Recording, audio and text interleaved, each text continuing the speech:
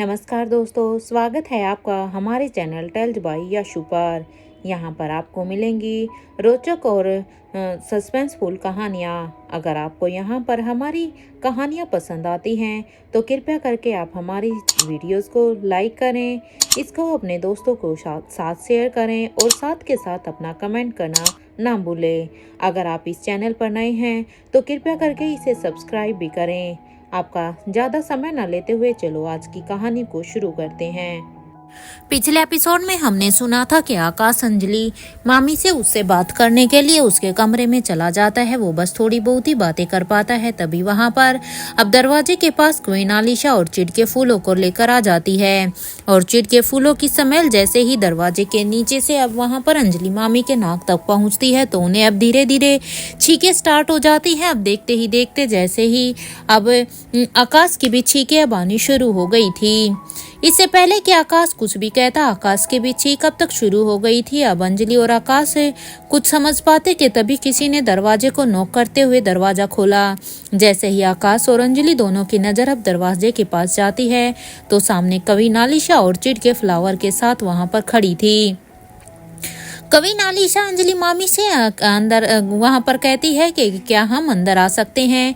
Queen Alisha को ये देखकर अभी भी हैरान थी कि आखिर रूम में बैठे ये दोनों ही लोग इतना जोर जोर से चीख क्यों रहे हैं, क्योंकि वहां पर दरवाजे पर खड़ी होकर उनसे परमिशन भी मांग रही थी। लेकिन उन दोनों की हालत चीख चीख कर इतनी खराब थी कि वो कुछ बोल ही नहीं पा रहे थे। इससे पहले कि वो कुछ भी कहती तभी आकाश ने चीखते चीखते ही उसे कहा, रानी साहिबा, क्या आप प्लीज इन फूलों को यहाँ से कहीं दूर लेकर जा सकती हैं? I request you. आकाश बस इतना ही बोल पाया था, उससे ज्यादा नहीं बोल पा रहा था। लेकिन आकाश की ये बात सुनकर अब क्वीन आलिशा को गुस्सा आता है कि वो ये फ्लावर अंजलि के लिए लेकर आई है, लेकिन वो इन्हें यहाँ से लेकर जाने के लिए क्यों कह रहा है। वो कुछ भी नहीं समझ पाती और अब वो गुस्से में ही कहती है, व्हाट नॉनसेंस, आपको पता है इन फूलों की कितनी डिमांड है। हमने सुबह ही सर्वेंट को मार्केट में भेजकर इन फूलों को मंगवाया था खास इनके लिए, और आप कह रहे हैं कि हम इन्हें यहाँ से कहीं दूर लेकर चले जाएं। इससे पहले कि आकाश और अंजलि दोनों का ही चीख चीख कर और भी बुरा हाल हो जाता तभी आकाश ने वहां से गुजर रहे एक सर्वेंट को अपने हाथ से इशारा किया। वो सर्वेंट भी जब कमरे के बाहर से जा रहा था तो उसे भी चीखने की आवाज आ रही थी। मैटर क्या है वो ये देखने के लिए जैसे ही उसने कमरे की तरफ देखा तभी आकाश ने उसे अपने हाथ के इशारे से उसे कमरे के अंदर बुला लिया। जैसे ही वो सर्वेंट अब अंजलि मामी के कमरे में आया तभी आकाश ने अपने आप को थोड़ा सा कंट्रोल करते हुए कहा कि आप प्लीज रानी साहिबा के हाथों से ये फूलों को ले जाइए। क्योंकि आकाश ने जब क्वीन आलिशा को कहा था तो क्वीन आलिशा ने उसे बाहर रखने से मना कर दिया था। इसलिए अब आकाश के पास कोई भी ऑप्शन नहीं था, क्योंकि वो जानता था कि अगर वो थोड़ी देर और अगर इन्हीं फूलों के संपर्क में रह गया तो और भी उसकी हालत खराब हो जाएगी। और साथ के साथ अंजलि का भी यही हाल हो रहा था, क्योंकि अब उन दोनों से छींक छींक कर सांस लेना भी बड़ा ही मुश्किल हो रहा था। तभी आकाश को वहां पर उनके कमरे के बाहर से उन्हें एक सर्वेंट जाता हुआ दिखाई देता है। जैसे ही आकाश को वो सर्वेंट दिखाई देता है तो वो अपना हाथ करके सर्वेंट को अंदर कमरे में बुलाता है। सर्वेंट भी आकाश के इशारे को देखकर अब वो उस कमरे के अंदर आ जाता है। जब सर्वेंट अंदर आता है तो वो देखता है कि आकाश का और अंजलि मामी का वहां पर खास कर बुरा हाल हो रखा था, और इधर एक साइड अभी भी क्वीन आलिशा उन्हीं फूलों को लेकर खड़ी हुई थी। अब वो सर्वेंट आकाश से पूछता है, हाँ जी सर कहिए। तभी आकाश कहता है कि आप यहाँ पर रानी साहिबा के हाथों से इन फूलों को लेकर जाइए और प्लीज इन्हें रानी साहिबा के ही रूम में लेकर रख दीजिएगा, क्योंकि रानी साहिबा को ये फूल बहुत ही पसंद है। सर्वेंट ने जब आकाश गुलेरिया की ये बात सुनी तो अब सर्वेंट भी आकाश की बात को मानते हुए अब क्वीन आलिशा की तरफ बढ़ जाता है और अब वो क्वीन आलिशा से कहता है, रानी साहिबा गुस्ताखी माफ हो, ये फूल आप हमें दे दीजिए। क्वीन आलिशा भी अब उस सर्वेंट को उन फूलों को दे देती है। क्वीन आलिशा यहाँ पर उन्हें देते हुए कुछ भी नहीं कहती और अब सर्वेंट भी उन फूलों को क्वीन आलिशा के हाथ से लेकर अब वहां से चला जाता है। क्वीन आलिशा अब अंदर आकर इससे पहले कि आकाश से वो कुछ भी कहती, क्योंकि उसे अभी भी बहुत ही गुस्सा आ रहा था, क्योंकि वो बड़े ही प्यार से अंजलि मामी के लिए उन फूलों को लेकर आई थी। लेकिन क्वीन आलिशा को उन फूलों को अंदर लाने से पहले ही आकाश ने उन फूलों को किसी सर्वेंट के थ्रू उसी के ही कमरे में भिजवा दिया था, जिसे लेकर उसे बहुत ही गुस्सा आया हुआ था। इससे पहले वो आकाश के पास आकर उससे गुस्से में कुछ भी कहती उसने देखा कि अंजलि मामी और आकाश अब दोनों की ही छींकें अब आना बंद हो गई थी। ये देखकर तो अब कविनालिशा अब आकाश से पूछती है कि ये सब क्या था। कविनालिशा की ये बात सुनकर अब आकाश कहता है कि रानी साहिबा, नेक्स्ट टाइम आपको किसी को भी फूल देने का मन हो तो पहले आप ये चेक कर लीजिएगा कि कहीं सामने वाले को वो फूल पसंद हैं भी या नहीं। कहीं ऐसा तो नहीं है कि उनको उन फूलों से एलर्जी हो। आकाश की इस बात को अब इग्नोर करते हुए कविनालिशा अंजलि मामी से कहती है, क्या आप ठीक हैं? क्योंकि अब वो आकाश के साथ और ज्यादा बहस नहीं करना चाहती थी, इसलिए अब वो सीधा सीधा ही अंजलि मामी से पूछ लेती हैं। कविनालिशा की ये बात का जवाब देते हुए अब अंजलि मामी भी कहती है, हाँ रानी साहिबा, मैं अब ठीक हूँ, काफी बेटर फील कर रही हूँ। अंजलि मामी की ये बात सुनकर अब कविनालिशा के चेहरे पर भी एक स्माइल आ जाती है और फिर वो कहती है, क्या आपको ऑर्चिड के फूल पसंद नहीं है क्या? क्योंकि जिस तरह से यहाँ पर इन्होंने कहा है कि उनकी पसंद को देखकर ही पूछा करे, तो मैं भी आपसे पूछ रही हूँ कि क्या आपको ऑर्चिड के फ्लावर पसंद नहीं है? कविनालिशा के इस सवाल पर अब अंजलि मामी कहती है कि बेटा, मुझे उन फूलों से एलर्जी है। अंजलि मामी की ये बात सुनकर अब कविनालिशा कहती है कि हमें माफ कर दीजिएगा। अब कविनालिशा को अपनी गलती रियलाइज होती है, हालांकि उसमें उनकी कोई भी गलती नहीं थी, बस उन्हें ये नहीं पता था कि अंजलि को और आकाश को, उन दोनों को ही ऑर्चिड के फ्लावर से एलर्जी है। इसलिए वो कहती है कि प्लीज आंटी, आप मुझे माफ कर दीजिएगा, हमें बिल्कुल भी इस बात का अंदाजा भी नहीं था। वो क्या है ना कि हमें ये फूल बहुत ही पसंद है, इसलिए हम ज्यादातर लोगों को यही देते हैं। इनफैक्ट जब हमारी माँ को भी हमें गेट वेल सून कहना होता है ना, तो तब भी बड़ी रानी हमें यही फूल देती हैं। और यही सोच कर ही, क्योंकि हमें ये फूल बहुत ही पसंद है, तो मुझे लगा कि आपके लिए भी मैं इन्हीं को ही लेकर चलती हूँ, और इसीलिए ही मैं इन्हें आपके लिए लेकर आ गई। सॉरी, मुझे आपकी एलर्जी के बारे में नहीं पता था, हमें माफ कर दीजिएगा। कविनालिशा की ये बात सुनकर अब अंजलि मामी को एकदम से ही राजीव गुलेरिया की याद आ गई थी, क्योंकि जिस तरह से कविनालिशा अंजलि मल्होत्रा से बात कर रही थी, उसे देखकर अब उसके अंदर एकदम से ही राजीव गुलेरिया की झलक दिखाई देती है, जिससे उन्हें एकदम से उसकी याद आती है। तभी उनकी नजर उस कविनालिशा के कान के पास जाती है। जब अंजलि मल्होत्रा उनके कान के पास देखती है तो वहां पर एक तिल था, और अब अंजलि मल्होत्रा बस उसी तिल को ही देखने लगती है। ये देखकर तो अब अंजलि मामी हैरानी से बस अब कविनालिशा को ही देखने लगी थी। उस तिल को देखने के बाद अब अंजलि अपने मन में ही यही सोचती है कि आखिर ऐसा इत्तेफाक कैसे हो सकता है। ऐसा ही एक ब्यूटी मार्क तो राजीव गुलेरिया के फेस पर भी था। ये फ्रांस की कविन है, लेकिन मुझे इन्हें देखकर राजीव गुलेरिया की याद क्यों आ रही है? क्योंकि राजीव गुलेरिया उस समय पर राजीव गुलेरिया का तो पता नहीं वो कहाँ पर है कहाँ पर नहीं, लेकिन ये तो यहाँ पर फ्रांस की रानी है। भला इन दोनों के बीच में ऐसा रिलेशन ऐसी कैसे हो सकता है? मुझे इनको देखने में भी एकदम से ही इनके अंदर राजीव गुलेरिया की झलक नजर आ रही है। ऐसा लग रहा है जैसे मेरे सामने अभी राजीव गुलेरिया ही हो। कविनालिशा अभी अंजलि मामी को अपना ख्याल रखने के लिए कहती है, और अब वो अंजलि मामी से बात करने लगती है। कविनालिशा और अंजलि मामी के बीच की ये बॉन्डिंग देखकर तो अब आकाश भी वहां पर बैठा हुआ हैरान था, क्योंकि इतने कम समय में उन दोनों के बीच में जो बॉन्डिंग बन गई थी, उसको देखकर अब आकाश को बहुत ही अचंभा हो रहा था कि आखिर इतनी जल्दी कैसे अंजलि आंटी और कविनालिशा के साथ इतनी घुल मिल गई थी। आकाश सिर्फ अंजलि मामी और कविनालिशा की बातें ही सुन रहा था कि तभी उसे कविनालिशा की अब आवाज आती है, क्या तुम्हारे पास और कोई काम नहीं है क्या? मिस्टर रोहित मारवा के बिजनेस टीम हेड के असिस्टेंट हो ना तुम, तो जाओ जाकर अपना काम करो। यहाँ पर अभी तक क्यों बैठे हुए हो? तुम्हें दिखाई नहीं दे रहा है यहाँ पर हम दोनों बातें कर रहे हैं? कविनालिशा की यह बात सुनकर अब अंजलि मामी भी हैरानी से आकाश को देखती है, क्योंकि अंजलि मामी को ये समझ में नहीं आता कि रानी साहिबा ने आकाश को ये सब क्यों कहा, क्योंकि आकाश तो गुलेरिया इंडस्ट्री का हेड है, क्योंकि आजकल वही गुलेरिया ग्रुप ऑफ इंडस्ट्रीज को चला रहा है। इसलिए उन्होंने आकाश के बारे में ये सब क्यों कहा? इससे पहले कि अंजलि मामी कविनालिशा को कुछ भी कहती कि आकाश ने उनके हाथ पर अपना हाथ रखते हुए उन्हें वहां पर चुप करा दिया, क्योंकि वो नहीं चाहते थे कि अंजलि मामी यहाँ पर उनके सामने कोई भी बात कहे और कविनालिशा को किसी भी तरह का सच पता चले। थोड़ी ही देर तक कविनालिशा अंजलि मामी के साथ बात करने के बाद अब उसे कहती है कि ठीक है, अब हम चलते हैं यहाँ से। और ये कहते हुए ही अब वो फिर से जैसे ही चलने लगी, उसे फिर से आकाश पर उसकी नज़र पड़ती है, जो कि अभी भी वहीं पर ही बैठा हुआ था। वो भी शायद यहाँ से कविनालिशा के जाने का ही इंतजार कर रहा था।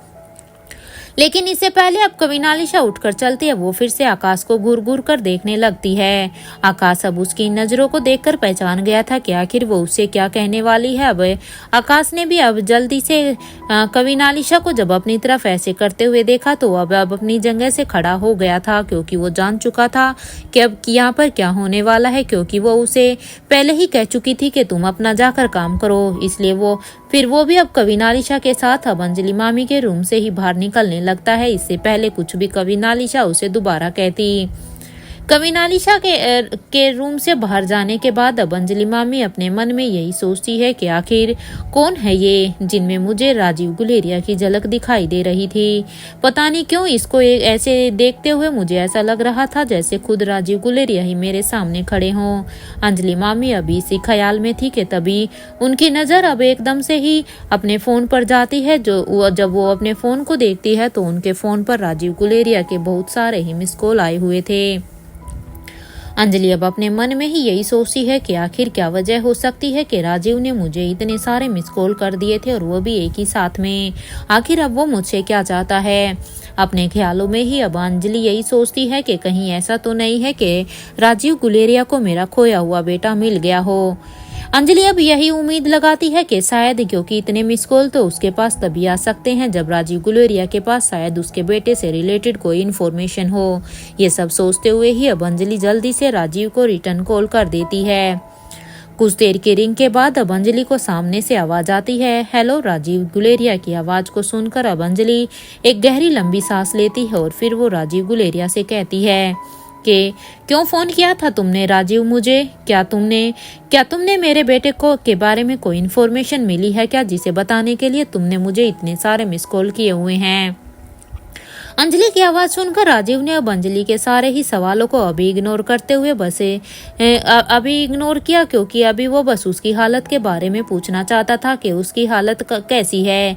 इसलिए उसको इग्नोर करते हुए कहा कि बाकी सारी बातें मैं तुम्हें बाद में बताता हूँ, पहले तुम मुझे बताओ कि तुम कैसी हो और कहाँ हो। अंजलि, मैं बस एक बार तुमसे मिलना चाहता हूँ, तुम्हें देखना चाहता हूँ। राजीव गुलेरिया की ये बात सुनकर अब अंजलि कहती है कि तुम मुझसे क्यों मिलना चाहते हो? वैसे भी अब क्या बचा हुआ है, मैं ठीक हूँ यहाँ पर। बस मुझे ये सिर्फ ये बता दो कि तुमने मुझे कॉल क्यों किया था? क्या सच में तुम्हारे पास मेरे बेटे से रिलेटेड कोई इन्फॉर्मेशन है क्या? अंजलि यहाँ पर बस अपने बेटे से रिलेटेड ही राजीव गुलेरिया से भी इन्फॉर्मेशन जानना चाहती थी, नहीं तो उसे अब कोई भी इंटरेस्ट नहीं था राजीव गुलेरिया से बात करने का। इसलिए वो हर एक बात में बस अपने खोए हुए बेटे का ही जिक्र कर रही थी। अंजलि के बार बार इस सवाल का राजीव अब क्या ही जवाब देता। वो बस अब यही सोच रहा था कि आखिर वो अंजलि को कैसे बताए कि वो अंजलि की हालत के बारे में ही जानना चाहता था, क्योंकि वो अब उसे सच नहीं बता सकता था कि आखिर अंजलि का ये हाल उसके ही खुद के ही आदमियों ने किया था। वो ये सच तो उसे नहीं बताना चाहता था, लेकिन वो उससे फोन करके बस यही पूछना चाहता था कि उसकी हालत अब कैसी है, क्या वो ठीक है या नहीं। और आज जो इतने वक्त के बाद राजीव गुलेरिया ने अंजलि की आवाज़ सुनी तो उसके दिल को एक सुकून मिल रहा था, क्योंकि राजीव गुलेरिया ने पिछले 10-11 दिन से उससे यही समझ नहीं आ रहा था कि पता नहीं अंजलि की कैसी हालत होगी, वो जिंदा भी होगी या कहीं मर ना गई हो।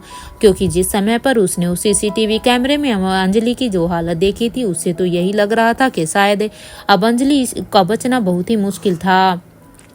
आज तो राजीव गुलेरिया को देखकर ऐसा लग रहा था कि मानो उसकी सांसें एकदम से ही वापस आ गई हो अंजलि की ये एक आवाज सुनकर ही, क्योंकि इतने दिनों से वो जिस पश्चाताप में अब तक गिरा जा रहा था, खुद को कोसता जा रहा था, अब उसे आज एक सुकून मिल रहा था। वो बस अब अंजलि को बातें करते हुए ही सुनना चाहता था। वो चाहता था कि बस आज वो चुप ही रहे और अंजलि ही बोलती रहे। अंजलि अब राजीव गुलेरिया को इतनी देर तक खामोश देखकर अब कहती है, क्या हुआ है आरजी? क्या तुम मुझे मेरे खोए हुए बेटे के बारे में कुछ नहीं बताओगे क्या, या सच में अब भी तुम्हारे पास उसके बारे में कोई भी इंफॉर्मेशन ही नहीं है? अंजलि की बात का जवाब देते हुए अब राजीव कहता है कि तुम मुझे एक बात बताओ, क्या जब 5 साल का था तो वो हॉस्पिटलाइज्ड हुआ था? इससे पहले कि राजीव अपनी बात को और भी आगे बढ़ाता हुए कुछ कहता, तभी अंजलि ने राजीव गुलेरिया से कहा, हाँ मैं जानती हूँ इस बारे में, वो उसका एक इंसिडेंट के बारे में, लेकिन तुम क्यों पूछ रहे हो उसके बारे में? वैसे भी आकाश तो गुलेरिया परिवार का बेटा है ना, तो ये तो तुम्हें ही उसके बारे में पता होना चाहिए। अंजलि के सवाल का जवाब देते हुए अब राजीव गुलेरिया कहता है, वो मैं तुम्हें बाद में बता दूंगा, तुम बस मुझे इतना बताओ कि उस वक्त आकाश का अटेंडिंग डॉक्टर उस समय पर कौन था? अगर तुम इस बारे में कुछ भी जानती हो तो प्लीज पहले मुझे तुम ये बताओ। राजीव गुलेरिया के इस सवाल पर अब अंजलि कहती है कि मुझे ज्यादा तो याद नहीं है, लेकिन हाँ वो गुलेरिया परिवार के ही अटेंडिंग डॉक्टर थे। अंजलि की ये बात सुनकर अब राजीव गुलेरिया एक गहरी सोच में फिर से चला जाता है। अब अंजलि राजीव से कहती है, क्या बात है राजीव, क्या तुम मुझे कुछ बताओगे नहीं अब? क्योंकि मुझे जितना पता था मैं तुम्हें बता चुकी हूँ। मैं यहाँ तुमसे अपने खोए हुए बेटे के बारे में पूछ रही हूँ और दूसरी तरफ तुम हो कि मुझसे आकाश के बारे में ही पूछे जा रहे हो। आखिर तुम मुझसे आकाश के बारे में क्यों पूछ रहे हो? क्योंकि आकाश तो वैसे भी गुलेरिया परिवार का खून है, तो भला उसके बारे में मुझे सारी इन्फॉर्मेशन कैसे पता होंगी? और हाँ, अगर तुम्हें आकाश के बारे में ही कुछ जानना है तो तुम खुद ही आकाश से या फिर करण गुलेरिया से ही क्यों नहीं पूछ लेते? क्योंकि करण तो खुद तुम्हारे भाई है ना, तो तुम उनसे जाकर पूछो। और अगर तुम उन दोनों से भी नहीं पूछ सकते हो तो फिर मैं तुम्हें एक आइडिया दे देती हूँ। तुम गुलेरिया परिवार के कंप्यूटर सिस्टम से आकाश की रिपोर्ट को ले लो। तुम यहाँ पर मेरे से इतने सवाल जवाब क्यों कर रहे हो? क्योंकि एक दिन तो याद करो, एक दिन तुमने ही तो मुझे बताया था कि गुलेरिया परिवार में सभी मेंबर्स की मेडिकल रिपोर्ट उनके नाम से अपलोडेड है एक सिस्टम में, तो तुम खुद ही क्यों नहीं निकाल लेते हो उसको? क्यों तुम यहाँ पर अब मुझे और इतना परेशान कर रहे हो? अगर तुमने बस आकाश के बारे में ही पूछने के लिए मुझे कॉल कर रहे थे तो वो काम अब तुम खुद ही करो, क्योंकि मुझे उसके बारे में अब और कुछ भी नहीं पता। अंजलि को अब बहुत ही गुस्सा आने लग गया था, क्योंकि वो बार बार अपने बेटे के बारे में पूछ रही थी, लेकिन राजीव गुलेरिया यहाँ पर उसके बेटे के बारे में कुछ भी ना बताते हुए वो बस उससे आकाश के बारे में ही पूछना चाह रहा था।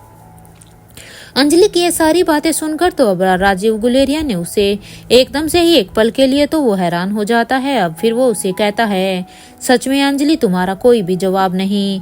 क्योंकि अंजलि की बातों से उसे पहले हैरानी जरूर हुई थी, लेकिन अंजलि की बातों से ही उसे अब एक आइडिया मिल गया था, जिससे अब उसके चेहरे पर भी समाइल आ जाती है। अब राजीव अब अंजलि से कहता है, तुम नहीं जानती अंजलि, आज तुमने मेरी कितनी बड़ी हेल्प की है। थैंक यू सो मच, क्योंकि अब मैं सच का पता लगा सकता हूँ। राजीव की ये बात सुनकर अब अंजलि कहती है, कौन सा सच और क्या पता लगा सकते हो? अब राजीव कहता है, बस अभी मैं तुम्हें कुछ नहीं बता सकता। अब अंजलि कहती है, ठीक है फिर तुम्हें जो करना है करो, वो सब मैं नहीं जानती, तुम बस मेरे बेटे को मुझे दे दो अगर तुम्हें कुछ भी पता है, ताकि मैं उसे अपने साथ लेकर अपने घर लेकर चली जाऊं, क्योंकि मैं यहाँ पर अब और ज्यादा रुक भी नहीं सकती हूँ। अंजलि की ये बात सुनकर अब राजीव गुलेरिया कहता है कि एक मिनट, कौन से बेटे को घर लेके जाने की बात कर रही हो? वो सिर्फ तुम्हारा बेटा नहीं है, बल्कि वो मेरा बेटा है। अंजलि इस गलतफहमी में बिल्कुल भी मत है ना तुम, कि अगर मुझे अपना बेटा मिल भी गया तो मैं उसे तुम्हारे साथ जाने दूंगा। और ये मत भूलना कि तुम्हारा एक परिवार भी है। तुम बस अपने परिवार की चिंता करो और उस परिवार में मेरा बेटा कभी भी नहीं जाएगा। मेरी ये बात तुम कान खोल कर सुन लो। राजीव गुलेरिया की ये बात सुनकर अब अंजलि कुछ पल के लिए तो एकदम से ही शौक में चली जाती है, और अब वो बड़ी हिम्मत करके, लेकिन अब वो राजीव गुलेरिया से कहती है कि तुम कहना क्या चाहते हो? अब राजीव, क्या मेरे बेटे पर मेरा कोई भी हक नहीं है? अंजलि की बात का अब जवाब देते हुए राजीव ने कहा कि नहीं, तुम्हारा उसके ऊपर कोई भी हक नहीं है, क्योंकि तुमने तो अब शादी कर ली है। तुम बस अब अपने परिवार को संभालो। रही बात उस बेटे की, तो उसे मैं संभाल लूंगा। उसके लिए उसका बाप अभी भी जिंदा है, अगर वो मुझे मिल भी गया तो। राजीव की ये बात सुनकर अब अंजलि कहती है कि तुम मुझसे मेरे बेटे को नहीं दूर कर सकते हो, समझे तुम? अंजलि की ये बात सुनकर अब राजीव गुलेरिया कहता है, मेरे ख्याल से अभी तुम्हें आराम करना चाहिए। आज तुमने मेरी सच में ही बहुत बड़ी हेल्प की है, उसके लिए थैंक यू। लेकिन तुम इस बात को तो भूल ही जाना कि मैं तुम्हें अपने बेटे को वहां पर लेके जाने दूंगा। राजीव गुलेरिया ने ये बात अंजलि से कह तो दी थी, लेकिन वो अभी भी समझ रहा था कि अंजलि की तबीयत अभी भी उतनी ठीक नहीं हुई होगी, क्योंकि कुछ दिन पहले उसकी जो हालत थी वो शायद इतनी जल्दी ठीक नहीं हो सकती थी। हालांकि अंजलि बस अपने बेटे के प्यार में उसे बस एक ही रट लगाए हुए उससे अपने बेटे के बारे में पूछ रही थी। इसलिए राजीव अब अंजलि से थोड़े से नरमी से अब बात करते हुए कहता है, अंजलि अभी तुम आराम करो, तुम्हें आराम की सख्त जरूरत है, और मैं तुम्हें बस एक बार और थैंक यू बोलना चाहता हूँ कि जो बात मेरे दिमाग से निकल गई थी तुमने उसे मुझे याद दिला दिया। अब तो मैं खुद ही अपना काम कर सकता हूँ। ये कहते हुए ही अब राजीव अपने फ़ोन को डिस्कनेक्ट कर देता है और यहाँ पर अंजलि बस हेलो हेलो ही कहती रह जाती है, क्योंकि राजीव गुलेरिया ने उससे आगे अंजलि को कुछ भी बोलने का मौका ही नहीं दिया और उससे पहले ही अपना फ़ोन डिस्कनेक्ट कर दिया।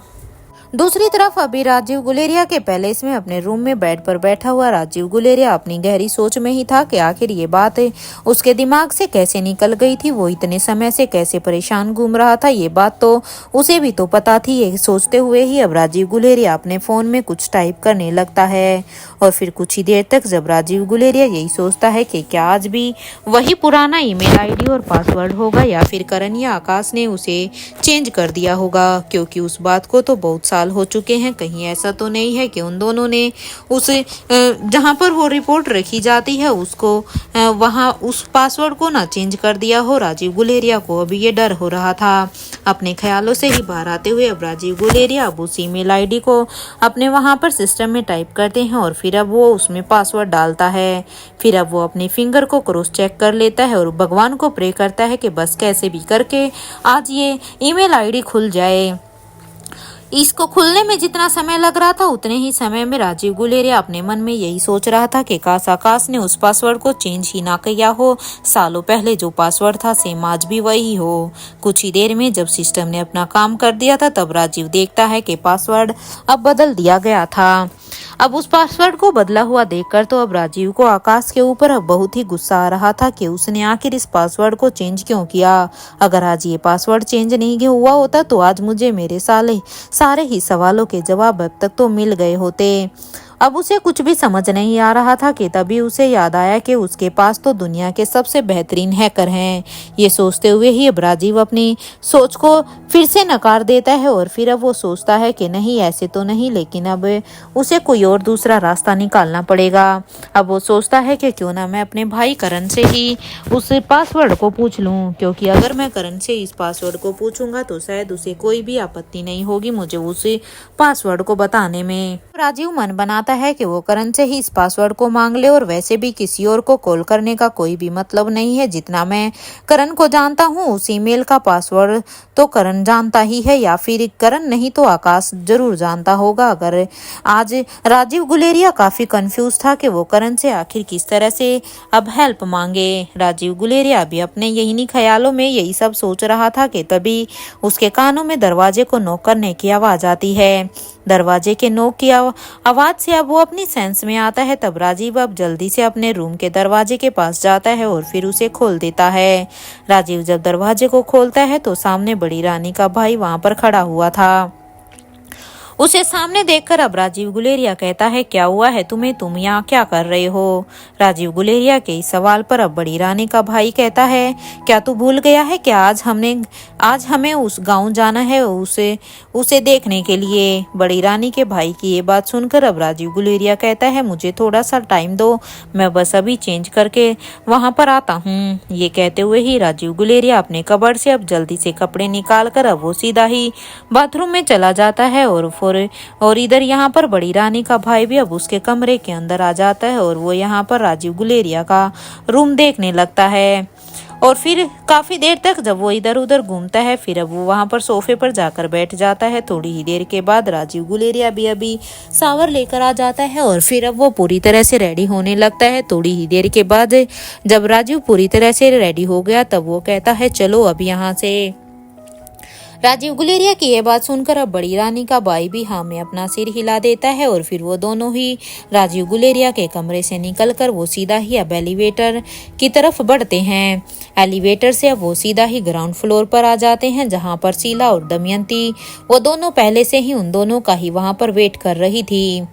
राजीव गुलेरिया ने सबसे कहा कि आई एम सॉरी गाइज, मेरी वजह से सच में लेट हो गया है। अब उसकी ये बात सुनकर अब शीला कहती है, हाँ क्योंकि तुम लगता है अपने खुद के ही सेंस में नहीं हो। जब हमने पहले ही डिसाइड किया था कि हमें इस समय पर वहाँ के लिए निकलना है, फिर भी तुम्हें वहाँ पर बुलावा देने के लिए हमें यहाँ पर किसी को भेजना पड़ रहा है। शीला की यह बात सुनकर अब राजीव गुलेरिया और बड़ी रानी के भाई दोनों का ही खून खोल गया था, क्योंकि शीला अपने मुंह को जब भी खोलती थी वो सब दूसरे वाले के लिए बस जहर ही निकालती थी। वो बस उल्टे सीधे शब्दों का ही इस्तेमाल करती थी। इसलिए अब उन दोनों को शीला के ऊपर बहुत ही गुस्सा आ रहा था, लेकिन वो ये बात भी अच्छी तरह से जानते थे कि सच में राजीव इस बात को भूल गया था, नहीं तो उन्हें कब का यहाँ से निकल जाना चाहिए था। इसलिए वो दोनों अब कुछ नहीं कहते और बस इतना ही कहते हैं कि हाँ हो गया ना, अब चलो जल्दी से। राजीव की बात को सुनकर अब सभी कहते हैं कि हाँ चलो चलो चलते हैं। ये कहते हुए वो सभी अभी गाड़ी में बैठने के लिए वहां से साथ में निकल जाते हैं। जब वो वहां पर पार्किंग एरिया में जाते हैं तो वहां पर अब वो सभी ही गाड़ी में जाकर बैठ जाते हैं और फिर वो उस गाँव के लिए रवाना हो जाते हैं। तो वहीं दूसरी तरफ आकाश अभी भी अपने कमरे में ही बेचैन था। वो इधर से उधर बस चक्कर काट रहा था। आकाश की बेचैनी आज बहुत ही बड़ी हुई थी कि आखिर वो कैसे अंजलि मामी से अपने सारे ही सवालों का जवाब ले सकता है। आकाश बस यही सोच रहा था कि कैसे करके वो सारी बातों को अंजलि से जान सकता है, यानी कि अपनी माँ से जान सकता है, क्योंकि आज बड़ी हिम्मत करके आकाश वहां पर गया था। लेकिन इससे पहले वो को अपने और भी सवालों को कुछ ज्यादा पूछता, उसके या अंजलि के बीच में कुछ थोड़ा सा वार्तालाप बढ़ता, उससे पहले ही वहां पर कविना लिशा आ गई थी। आकाश अभी भी बहुत ही मुश्किल से अपने आप को रेडी करके अंजलि के कमरे में गया था। आकाश अभी भी यही सोच रहा था कि उसके दिमाग में यही बात आती है कि एक बार फिर से अंजलि मामी से अपने सवाल करेगा, बड़ी ही उसके लिए फिर चाहे कुछ भी हो, और वो अभी अपने सवालों के जवाब को उसे मांगेगा कि आखिर क्यों उसकी माँ ने ही उसे छोड़ दिया था, वो भी बचपन में ही। यही सोचते हुए ही अब आकाश अपने कमरे से अब जल्दी से बाहर निकलकर अब फिर से अंजलि मामी के कमरे की तरफ जाने लगता है। जैसे ही आकाश अब अंजलि मामी के रूम के पास जाता है तो फिर वो उस रूम के दरवाजे को खोलता है तो वो देखता है कि सारे ही बच्चे यहाँ अंजलि मामी के ही पास बैठे हुए थे, क्योंकि अब तक रिया, आर्यन, अलेक्जेंडर और प्रिंसेस लतिका वो सभी यहाँ पर अंजलि मामी के पास आ गए थे उनका हालचाल पूछने के लिए। यहाँ पर रिया तरह तरह की बातें अंजलि मामी से कर रही थी और अंजलि मामी भी रिया की बात को बड़े ही ध्यान से सुन रही थी और खुश भी हो रही थी कि तभी प्रिंसेस लतिका अंजलि मामी से कहती है कि आप अपना ख्याल रखिएगा, आपको जल्दी से ही अब ठीक होना है। प्रिंसेस लतिका की ये बात सुनकर अंजलि मामी कहती है कि डोंट वरी, मैं जल्दी से ही ठीक हो जाऊंगी, लेकिन पहले मुझे ये तो बताओ कि आज रात क्या है, क्योंकि रिया ने अंजलि मामी को बातों बातों में ही एक हिंट दे दिया था कि आज रात कुछ स्पेशल होने वाला है। इसलिए अंजलि मामी फिर से बच्चों से यही बात जानने की कोशिश करती है कि आज रात ऐसा क्या स्पेशल है। अंजलि मामी के इस सवाल पर अब रिया फिर से कहती है, बड़ी मामी आज रात का डिनर हमने बाहर छत पर बना रखा है और आप जानती हो आज रात नानू हमें नानी के बारे में बताने वाले हैं। वैसे तो मैं आपके लिए ये सरप्राइज रखने वाली थी, लेकिन जब आप इतना इंसिस्ट कर रही हैं तो मैंने आपको बता दिया। रिया की ये बात सुनकर तो अंजलि मामी के चेहरे पर भी एक स्माइल आ जाती है, लेकिन साथ ही साथ उनके मन में अब डर भी था कि कहीं उनके पुराने जख्म फिर से ताजा ना हो जाएं। एक तरफ जहां पर रोहित के पैलेस में कोई भी अंजलि मामी को अकेला नहीं छोड़ रहा था, तो वहीं पर दूसरी तरफ पेरिस कॉलेज मैनेजमेंट के अपार्टमेंट में जो रूम राजीव गुलेरिया को अलॉट हुआ था उसमें अक्षय वर्मा अब राकेश दीक्षित बनकर वहां पर आ गया था। जैसा शीला ने उसे प्लान बनाया था और उसे समझाया था, उसी को फॉलो करते हुए अब वो यहाँ पर राकेश दीक्षित बनकर आ गया था और उसके साथ में रघुवीर शेखावत भी रूम में था। कॉलेज के स्टूडेंट्स को देखकर अब अक्षय वर्मा कहता है कि यार इन्हें देखकर तो मुझे मेरे ही कॉलेज की याद आ गई। एक जमाना था कि मैं भी इसी तरह से कॉलेज जाता था और वहां पर मेरी मुलाकात आयशा से हुई थी। ये कहते हुए ही अब अक्षय वर्मा फ्लैट के हॉल में अब आ जाता है और वो देखता है कि रघुवीर शेखावत उसे ही देख रहा था, वो भी घूर घूर कर। अक्षय वर्मा अब उसे पूछता है कि क्या हुआ है, तुम मुझे ऐसे क्यों देख रहे हो, अब मैंने क्या किया है। अक्षय वर्मा के इस सवाल पर अब रघुवीर शेखावत कहता है, तुम रुक क्यों गए, बताओ ना कि आगे क्या हुआ था, मैं तो बस तुम्हारी कहानी को ही सुन रहा हूँ। जो तुम आयशा मारवा से शादी नहीं कर पाए। मुझे तुम्हारी कहानी कुछ इंटरेस्टिंग लग रही है, इसलिए रुको मत और बस आगे बताओ, मैं बस तुम्हें ही ध्यान से सुन रहा हूँ। अब रघुवीर शेखावत की ये बात सुनकर अब अक्षय वर्मा कहता है कि मैं तेरे सवाल का जवाब बाद में दूंगा, क्योंकि पहले तो खुद ही मेरे दिमाग में इतने सारे सवाल हैं कि जिनका जवाब अब तक मुझे भी नहीं मिला है, इसलिए अभी तो शायद मैं तेरे सारे ही सवालों का जवाब ना दे पाऊँ।